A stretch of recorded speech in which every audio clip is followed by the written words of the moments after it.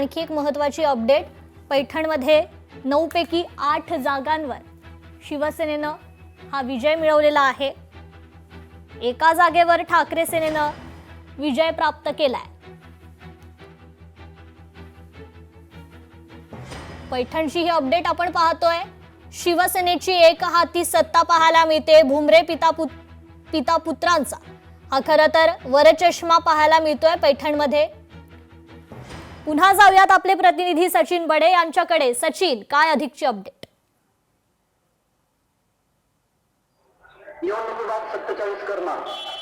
छत्रपती संभाजीनगर जिल्ह्यातील पैठण जो भुमरेंचा गड मानला जातो, तर या ठिकाणी भुमरेंचा वरचष्मा पाहायला मिळतोय।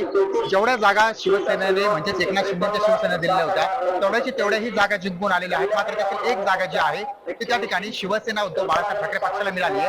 मात्र भाजप त्या ठिकाणी खातं खोलण्यासाठी असमर्थ ठरलेला आहे। म्हणजेच त्यांनी या ठिकाणी कोणतीही जागा जिंकलेली नाहीये। अशामध्येच पैठण जो गड आहे भुमरेंनी तो कायम ठेवलेला आहे। तर दुसरीकडे छत्रपती संभाजीनगर जिल्ह्यामध्ये जिल्हा परिषदेचा जर निकाल पाहायला गेला तर या ठिकाणी भाजप मोठा भाऊ झालेला आहे आणि शिवसेना एकनाथ शिंदे यांचा पक्ष जो आहे तो छोटा भाऊ या ठिकाणी ठरलेला आहे। म्हणजेच एक खातं खोलण्यामध्ये आणि या ठिकाणी विजय राहण्यामध्ये भाजपला यश प्राप्त झालेलं आहे। आणि त्यासोबतच भाजपने या ठिकाणी बोलून दाखवले की आता आमचाच महापौर बनणार आहे। त्यामुळे भाजप म्हणजे छत्रपती संभाजीनगरमध्ये आणि महानगरपालिकेनंतर छत्रपती संभाजीनगरमध्ये हा एक विजय जो आहे तो कायम ठेवलेला आहे। तर दुसरीकडे आता जल्लोष सुरू झालेला आहे, जल्लोष केला जातोय। आपण माझ्या मागे पाहत असाल तर या ठिकाणी निश्चितच सचिन, मुद्दा लक्षात येतोय। तुर्तास धन्यवाद आपण दिलेल्या या अपडेट संदर्भात।